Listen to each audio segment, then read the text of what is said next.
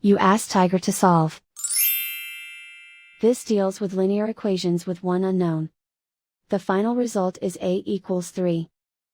Let's solve it step by step. Simplify the expression. Group like terms.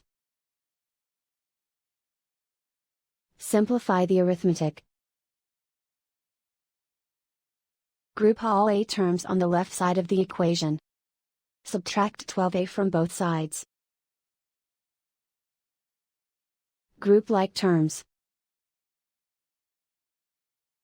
Simplify the arithmetic. Group like terms. Simplify the arithmetic. Group all constants on the right side of the equation. Subtract 3 from both sides. Simplify the arithmetic.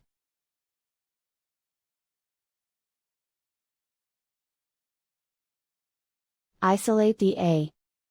Divide both sides by 4. Simplify the fraction.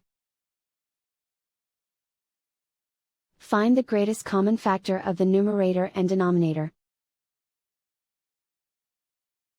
Factor out and cancel the greatest common factor. And so the final result is a equals 3.